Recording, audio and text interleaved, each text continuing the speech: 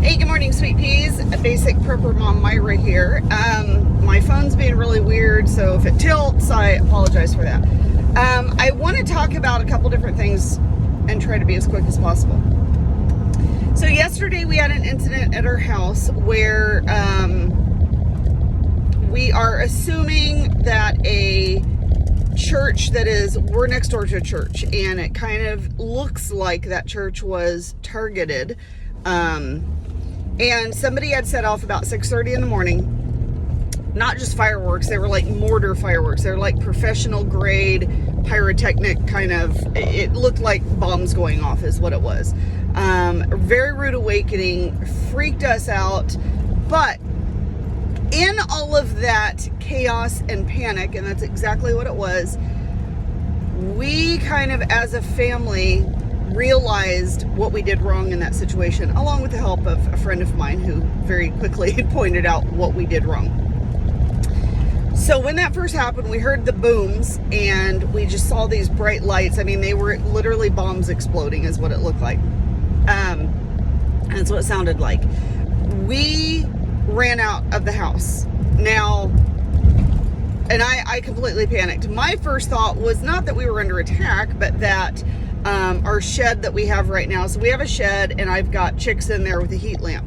And I thought, okay. And my husband has all his tools and work stuff and, you know, oils and cans of stuff he uses for his equipment and all that.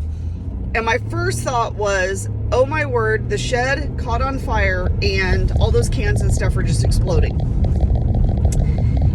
So I ran outside because I thought, oh, we're on fire. Here we go, kind of situation. However, it was pointed out to me that if that were to be a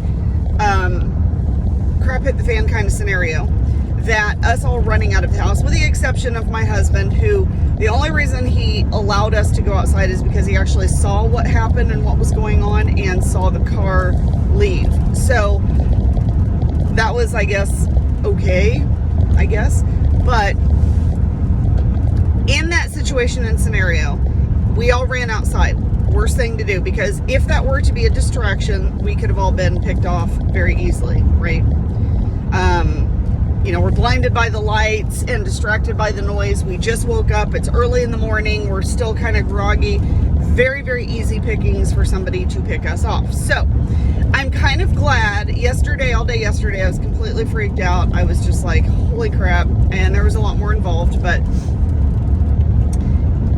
I'm kind of glad that happened and that no one was hurt and nothing was damaged. I may just say that as well. Nobody was hurt, nothing was damaged. I'm glad that all of my animals did not freak out, because they literally were going off right over the top of my animals. The funny thing is, my goats were kind of freaked out, but nobody escaped. Nobody tried to, you know, kill themselves going through a fence. My pigs literally were still sleeping. Like, they didn't wake up until I fed them. I gave them food and they were like, oh, hey, how's it going? So, but it was a good situation for us to be in, because it showed me as a family and for myself where my weakness is and where my panic level was. So it definitely allowed me to see what needs to be worked on. And we actually, so last night my husband we had a little burn pit going outside, and we actually talked about, okay, what do we do different? This is something that we don't do next time. So it gave us an opportunity to come together as a family and go, okay, here's the situation. If that happens again, this is how we react. Of course, my oldest daughter was like, okay, mom panicked the most, which I probably did. I'm not gonna lie. Probably did. So that's something that I need to work on myself, is to not go into that automatic panic mode. But I have said before that I am a panicker, right? I am somebody who panics very easily. So I don't panic very long, but it's that short burst of panic. So I need to work on that on myself. But this is a really, really good idea, or really good opportunity to go over your family plan. If something happens, go over your family plan and do that for different scenarios. Do it now before it gets too late. Okay, next topic here. Sorry, might be a little bit of a long video. Next topic is, a lot of people are now talking about bartering. situations. And that's kind of the buzzword that I've heard across the board most recently, along with all the crap that's going on. But for the most part, I've heard a lot of bartering stuff happening. And there's definitely do's and don'ts when it comes to bartering. Now, I have never, well, I can't say I've never bartered, because I actually have bartered before, but not in a crap at the fan scenario, and not in an emergency type situation. But I have bartered with people for different things. But I want to go over just kind of some very basics, because if we go into every bartering item, it would just be very overwhelming. First of all, bartering is, and people, here's my problem with bartering. People tend to place monetary value on your barter system. Now, right now, it's understandable, because money is not very scarce, and it's very easy to put that monetary value on what you have. So, and I think we've talked about this before as well. So if somebody has a pound of hamburger and you have a pound of chicken, well, they're going to tell you that your hamburger is worth more, or their hamburger is worth more than your chicken, because it takes longer to raise it, it costs more to raise it, yada yada, on and on, right? So bartering now can be a little tricky and can be a little difficult to do. However, in a crap at fan scenario, when you talk about bartering is basically trading something that you have for what somebody else needs. So trading for what you need. So it's not a monetary value, it's a need value. If I have a pound of chicken and you have a pound of beef, but you haven't had chicken in a year and all you've had is beef, then you're going to think that's a fair trade, because good grief, I can't handle beef. Chicken is a different type of protein. It can be used a little bit differently. So it can be cooked a little differently. So that would be a fair trade, a pound for a pound, right? If you have a pound, if somebody has a pound of pork and somebody else has a pound of flour, and all you have is pork, but you don't have any flour, you don't have any spices, if it's salt or any. So whatever the situation, bartering is trading for something because there's a need involved, and both of you have that need, and that makes it fair, okay? So not only we talk about foods bartering, but you could do, there's lots of other things: first aid supplies, hygiene supplies, toothbrushes, toothpaste, feminine products, coffee, tea, drink mixes, lots of spices, knives, like pocket knives, tarps, string, matches, candles. There's all kinds of stuff that would be good for bartering. Now, what not to barter? Well, there's a lot of people that are on the fence, and they're either kind of one side or the other. And we're going to talk about ammo.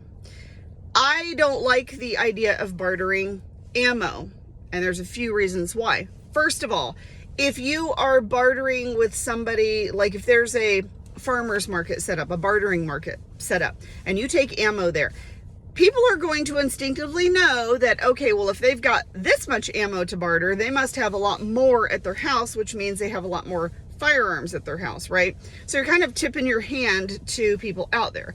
Now, if it's somebody in your very, very close circle that you feel very comfortable with to barter, that's one thing. However, please keep in mind that in a survivalist type scenario, even your close circle of friends and people are going to do whatever is necessary for their survival. So if it comes down to it and they know what you have and they need it, things could turn really ugly. So I do not by any means want to tip my hand with my with what I have for firearms and ammo, whatever that may be. Now, a lot of people say, well, keep your higher calibers, and maybe it's okay to barter your lower calibers, like your 22s, especially if you have a lot of them. Maybe that's okay. Still not comfortable with that. Still won't be doing that. There are many, many other things to barter with. As far as food, what's been suggested, or what I've heard, is it's a really good idea to have the ready-made cans available. So like the ready-made soups, anything you can eat out of a can, beanies and weenies, which I actually happen to like, Spam, anything that you can eat right out of the can. And you know, you can eat Spam cold. It might not be the greatest, but SpaghettiOs, the little raviolis, any of the pre-canned foods that you can, canned fruit would be another one you could just eat right out of the can. And fruit, canned fruit, to me, in my theory here, is going to be very highly valuable if something does happen, because of the nutrients that it has in it, because of the, especially with citrus, because of the vitamin C. We don't want scurvy going around, just saying. And there's other ways to prevent that, but so when we talk about bartering, it is definitely bartering for what you have and what you need. Now, when you barter with someone, make sure that you have smaller packages put together. So if you have flour or grain or rice or whatever, don't bring out a 20-pound bag and go, here, let me scoop some out for you. Have them already put into 1-pound bags or even half-pound bags to barter. Same goes with teas, any of the drink mixes, drinks. If you get them in big container bulk, break them down into smaller packages and you can barter with that. Don't bring the whole container out. Once again, don't want to tip your hand as to how much you actually have. The other tip with the crap at the fan scenario, if we end up in a situation where, let's say the UN comes in, the Red Cross comes in, you know, everybody comes in to take care of us, and there's suddenly no food in the stores and they've got these soup lines. Okay, they've got, you know, food lines. If you are somebody that is very well prepared and you don't need that, I don't care. Go to those lines. Stand in the line. At least have one family member stand in line for all of you. Do what you can, at least every now and then. Every couple days at least, because what's going to happen is your friends, your family, your neighbors are going to notice that you're not leaving the house and it's been 3 weeks and you're not going to get food, which means you must have stuff in there. So continue to act like you are worst case scenario. Act like you are destitute. Act like you are just have nothing like the rest of everybody else. The other weird side to that is hygiene issues. If you go and stand in these lines and you are perfectly clean and you smell amazing and you look good and everything, people are going to go, okay, she must have something there. He must have something at the house. So, not saying that you have to go grungy and gross looking, but fit in with the crowd. This is definitely one of those you want to do what everybody else is doing situations, okay? So that is just, I know it's kind of a long video, but that's just a few things kind of thrown in there. Get your family plan together. Talk about a family plan. If you have to, run emergency scenarios. And I'm thinking actually about doing this with my kids, and, you know, when they're sleeping, kind of throw something at them, but I don't want to traumatize them either. So, you know, there's that. Don't traumatize your children, but talk about different scenarios and different emergency situations. We had kind of briefly talked about stuff, but we didn't really, and this is my bad, we don't really have a plan set in place. We had talked about it kind of briefly, okay, but we didn't have a plan set in place. And this was something that happened that showed us how unprepared that we were. So get your family plans in place. Talk about it with your family. Don't just talk about it with your significant other and be like, okay, if this happens, this is what we're going to do. Talk about it with your family so everybody's on board. Look at what you have to barter. Maybe gather a few items, keep them in a special area, and those are your bartering things. Definitely don't show your hand to everybody. And if crap hits the fan, fit in with everyone else. Look like everyone else, okay? All right. I will talk to you guys later. Hope you guys have a wonderful, amazing day. It is somewhat, well, it's actually started sprinkling, but it's going to continue to rain for a little while, which is fine because we need it. So, but I am going to go into work, and you guys have a wonderful, amazing day. Once again, if you have any questions or comments, reach out to me, and I will talk to you guys later. Have a great day.